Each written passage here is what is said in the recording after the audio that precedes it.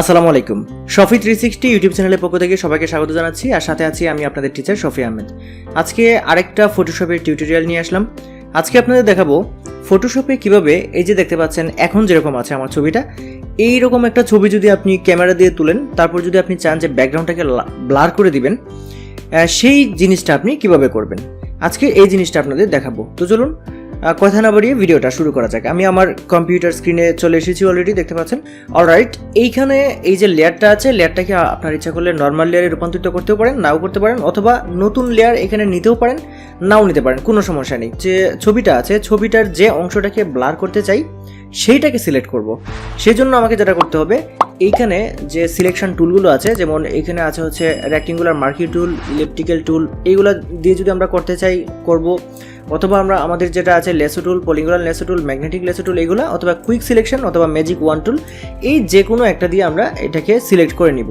আর একটা quick shortcut যেটা আছে সেটা হচ্ছে এই যে দেখতে পাচ্ছেন সিলেক্টে ক্লিক করে আমরা যদি সাবজেক্টে ক্লিক করি, ফটোশপ এর মাধ্যমে শুধু সাবজেক্টটা সিলেক্ট হয়ে গেছে, দেখতে পাচ্ছেন।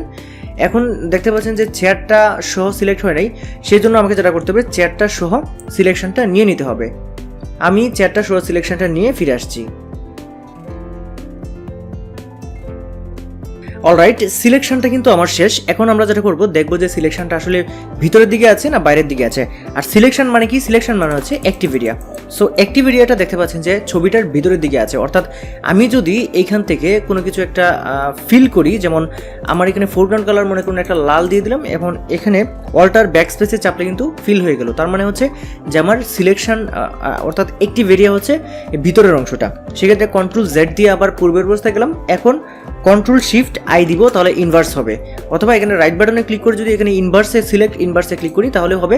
তাহলে পিছনের দিকে যেটা আছে সেটা কিন্তু আমাদের সিলেক্ট হয়ে গেল, অর্থাৎ সেই জায়গাটা অ্যাক্টিভ এরিয়াটা, বাইরের যে এরিয়াটা আছে সেটা অ্যাক্টিভ হলো। এখন যদি আমি এটাকে ব্লার করতে চাই তাহলে আমাকে যেটা করতে হবে, দুইটা অপশন আছে, আমি দুইটা অপশনই আপনাদেরকে বলছি। প্রথম যে অপশনটা আছে সেটা হচ্ছে টুলবারে এই যে টুলটা দেখতে পাচ্ছেন, এই টুলটাতে ব্লার টুল আছে, শার্পেন টুল আছে এবং স্মাজ টুল আছে। আমার কিন্তু এই তিনটা টুল নিয়ে একটা সম্পূর্ণ ভিডিওই আছে আমার ফটোশপ যে বিগিনার্স টিউটোরিয়াল, সেটা আপনারা দেখে আসতে পারেন যদি সেটা না দেখে থাকেন। দেখেন এখানে এই যে ব্লার যে টুলটা আছে, এই ব্লার টুলে আমরা যখন সিলেকশন করলাম এবং অ্যাক্টিভ এরিয়া এখন আমাদের বাইরের দিকে আছে, এবং আমরা বাইরের এই দিকটাকে যেটা করব ব্লার করব, সেই জন্য এই বাইরের দিকটাতে যদি আমরা ব্লার টুলটা নিয়ে তারপর এখানে মুডের জায়গায় নর্মাল রাখি এবং স্ট্রেংথেন হচ্ছে অবশ্যই 100%, এবং আমরা যেটা করব এইখানে রাইট বাটনে ক্লিক করে এটার হার্ডনেসটা বাড়িয়ে দিব, দিয়ে এইখানে যদি আমরা ক্লিক করি, যতই বারবার ক্লিক করতে থাকবো ততই এটা ব্লার হতে থাকবে। যে দেখতে পাচ্ছেন আমি বারবার ক্লিক করে যখন এভাবে টান দিচ্ছি তখন কিন্তু এটা ব্লার হচ্ছে, যে দেখতে পাচ্ছেন। দেখেন এই জায়গাটা আর এই জায়গাটা, এটা কিন্তু ব্লার হচ্ছে, এটা কিন্তু দেখতে পাচ্ছেন আপনারা। এইভাবে না করেও আমরা কিন্তু আরেকভাবে ব্লার করতে পারি। প্রথমে ফিল্টারে ক্লিক করতে হবে উপরে মেনু বারে, তারপর এই ব্লারে ক্লিক করতে হবে, তারপর এখানে অনেকগুলো ব্লারের অপশন আছে।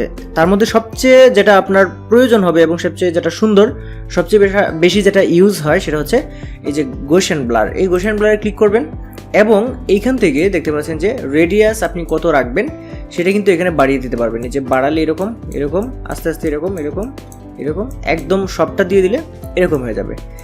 সো এইটাকে আপনারা বাড়িয়ে কমিয়ে এটা একটা কম্বিনেশন করে নেবেন। যেমন দেখতে পাচ্ছেন যে এইরকম রাখলে কিন্তু মোটামুটি খুব সুন্দর একটা ইফেক্ট কিন্তু পিছন দিকে হয়, এবং এটা কিন্তু আপনারা দিতে পারেন। এবং আপনারা যদি কন্ট্রোল ডি দিয়ে এটাকে ডিসিলেক্ট করেন তাহলে দেখতে পাচ্ছেন যে এই যে ব্লাডটা হলো, এটা কিন্তু একদম সুন্দরভাবে ব্লাডটা হয়ে গেছে। এখানে কিন্তু আপনারা কখনোই ব্যবহার করবেন না, ফেদার ব্যবহার করবেন না। যদি ফেদার ব্যবহার করেন তাহলে যেটা হবে আমি দেখাচ্ছি। আপনি মনে করেন যে এখানে ফেদার দিয়ে দিলেন হচ্ছে 20 দিয়ে ওকে দিয়ে দিলেন। এখন যদি আপনি এখানে ফিল্টারে ক্লিক করে ব্লারে ক্লিক করে গোশেন ব্লারে ক্লিক করেন এবং এটা যদি দিয়ে দেন তাহলে যেটা হবে আমি দেখাচ্ছি আপনাদের। দেখুন এই যে দেখুন কন্ট্রোল ডি দিলাম, এটার ইফেক্টটা দেখুন। এই ইফেক্টটা কিন্তু আগেরটার চেয়ে ভালো হয়নি, আগেরটার চেয়ে এটা খারাপ হয়েছে। সেজন্য আপনারা যেটা করবেন, সব জায়গায় যদিও আপনারা ওই যে ফেদার রেডিয়াসটা দেন, ফেদার সিলেকশনটা, এখানে কিন্তু এটা দিবেন না। না দিয়ে আপনারা যেটা করবেন, এখানে ফিল্টারে গিয়ে এখানে ব্লারে ক্লিক করে গোশেন ব্লারে ক্লিক করে এখানে আপনারা এইভাবে দিয়ে দিবেন। দেখতে পাচ্ছেন সুন্দর হয়েছে। এবং ইচ্ছা করলে এখন যদি এখানে অটো একটা কালার দিয়ে দেন সেটাও সম্ভব। আমরা যদি কন্ট্রোল এম এ চাপি তাহলে কিন্তু এটা চলে আসবে, এই কার্ভস প্যানেলটা চলে আসলে এখানে আমরা যেটা করবো, একটু ব্রাইটনেসটা বাড়িয়ে কন্ট্রাস্টটা করে দেবে। দেখতে পাচ্ছেন আরও সুন্দর হয়ে গেল। এবং কন্ট্রোল ডি দিয়ে ডিসিলেক্ট করে দিলে দেখতে পাচ্ছেন যে এটার ব্যাকগ্রাউন্ড কিন্তু একটা জটিল ব্যাকগ্রাউন্ড হয়েছে।